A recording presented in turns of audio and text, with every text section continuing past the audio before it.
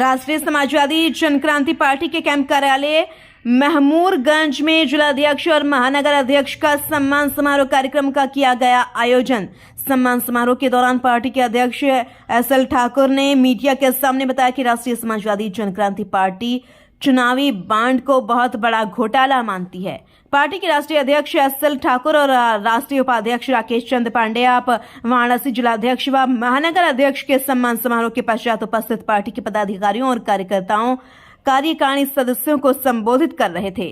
नेताद्वय ने कहा कि पार्टी के राष्ट्रीय नेतृत्व ने बीती दिनों 27 फरवरी 2024 को वाराणसी उत्तर प्रदेश स्थित डॉक्टर बाबा भीमराव अंबेडकर पार्क से जुलूस निकालकर उच्चतम न्यायालय के न्यायाधीश का अभिनंदन करते हुए चुनावी बांड पर लिए गए उक्त निर्णय को संविधान, कानून और लोकतंत्र की रक्षा करते हुए जनहित व देशहित में लिया गया। निर्णय के साथ ही राजनीतिक भ्रष्टाचार पर एक बड़ा प्रहार बताया और उच्चतम न्यायालय से समस्त प्रकरण की जांच हेतु उच्चतम न्यायालय स्तर पर न्यायिक आयोग बनाकर इसके जांच की अपील की है, जिससे कि काले धन का इस्तेमाल कर चंदा देने वाले और लेने वाले सहित उन धन की उपयोगिता और अनुपयोगिता का पता चल सके, जिससे कि दोषियों पर कठोर कार्रवाई हो सके। मैं एसएल ठाकुर आज प्रेस वार्ता किस लिए की है? राष्ट्रीय अध्यक्ष राष्ट्रीय समाजवादी जनक्रांति पार्टी। आज मीडिया बंधु को कैंप कार्यालय में मैं उपस्थित होकर के विशेष करके आमंत्रित किया। अपने नवनिर्वाचित पदाधिकारियों को सम्मानित करने के दृष्टिकोण से मैंने आज प्रमुख लोगों को बुलाया है और इस मुद्दे के साथ साथ ज्वलंत मुद्दा जो कि आज चर्चा का विषय पूरा देश ही नहीं विश्व में बना हुआ है, चुनावी बांड को लेकर के माननीय उच्चतम न्यायालय के लिए गए निर्णय अनुसार चुनावी बांड के अंतर्गत धनराशि देने वाले और लेने वाले दोनों पक्ष का पर्दाफाश होगा, ये राष्ट्रीय समाजवादी जनक्रांति पार्टी का पूरा विश्वास है।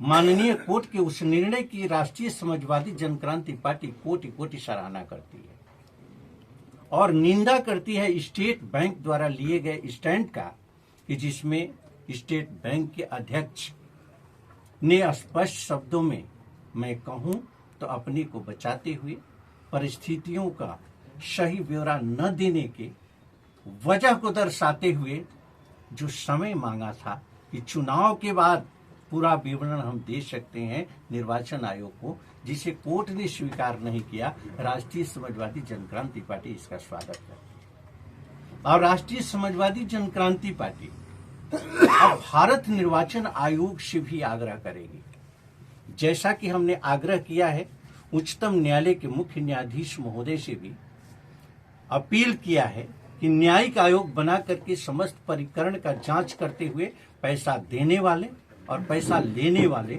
दोनों का पर्दाफाश किया जाए, जिससे कि राजनीति में अगर उस गलत पैसे का इस्तेमाल हुआ है, ब्लैक मनी का इस्तेमाल हुआ है, तो उसका पर्दाफाश हो, उससे सरकार बनी हो, सरकार गिराई गई हो या चुनाव में खर्च किए गए हो, वो पैसा आया तो कहां से आया, किसके द्वारा आया, किन परिस्थितियों में आया, इसका सीधा खुलासा होना चाहिए।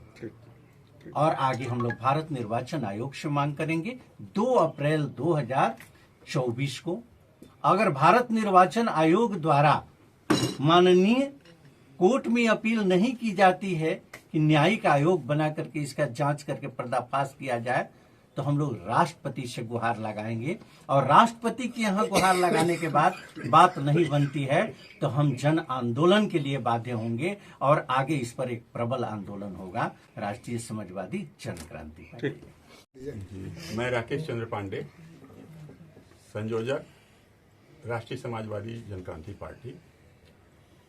आज यहाँ पे बहुत ही महत्वपूर्ण क्षण है, जिसमें हमारे यहाँ जिला अध्यक्ष के पद पे राजेश चंद्र शर्मा जी एडवोकेट हमारे बगल में है, इनको चुना गया है और राजेश केसरी को महानगर अध्यक्ष के रूप में चुना गया है।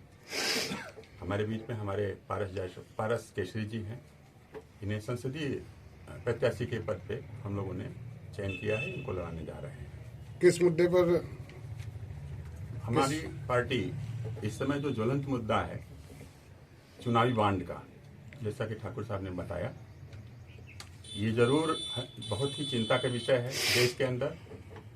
दिनेश कुमार खारा जो चेयरमैन रहे यहाँ पे स्टेट बैंक ऑफ इंडिया के, उनको मोदी सरकार ने साजिशवश 2 बार 2-2 साल का एक्सटेंशन दिया है चेयरमैन पद पे, जिसका वो भरपाई कर रहे हैं उनको ये चुनावी बांड में पूरा फायदा उठा करके। जब उनसे सुप्रीम कोर्ट ने एडीआर की रिपोर्ट के आधार पे सुप्रीम कोर्ट ने कहा कि आप सारा जो है कच्चा चिट्ठा लाइए, क्योंकि मोदी सरकार ने संविधान में संशोधन करके सिर्फ एसबीआई को ही पावर दिया था कि छिपे हुए बांड केवल एसबीआई के द्वारा ही जारी किया जाएगा।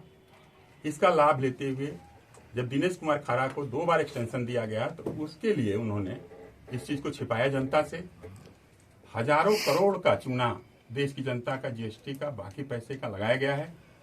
हम लोग राष्ट्रीय समाजवादी जनक्रांति पार्टी का आरोप है ये सीधे सीधे लूट है देश की जनता के साथ, अर्थव्यवस्था के साथ सीधे सीधे मोदी सरकार ने लूट किया आपके है। प्रत्याशी का मुद्दा क्या रहेगा जब चुनाव जाएंगे जनता के बीच में? आपके मुद्दा प्रत्याशी ही तो जाएंगे, बता मुद्दा रहे हैं। हाँ, ये मुद्दा ही, इससे बड़ा मुद्दा क्या है?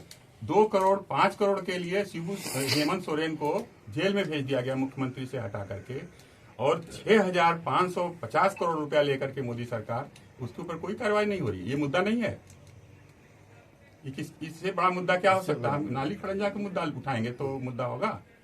हमारे सारे पैसों को लेकर के इन्होंने किया। और जानते हैं दीवान ब्रदर्स को, कलकत्ता के, जिसकी कुल प्रॉपर्टी 2 करोड़ की थी, वो 150 करोड़ रुपया का चंदा दे रहा है सरकार को। और इसी तरह से मेगा इंटरप्राइजेस, एलएनटी सबसे बड़ी हमारे देश की सार्वजनिक उपक्रम बनाने वाली है, उसको दरकिनार करके उसने 1360 करोड़ रुपया इनको दिया।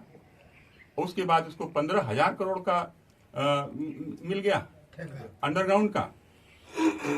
उसी तरह से मार्टिन करके एक लुटेरा है तमिलनाडु का, उसने मेघालय में, आसाम में, कहां नहीं सट्टा खिलाया, और उसके ऊपर कोई कार्रवाई नहीं हुई।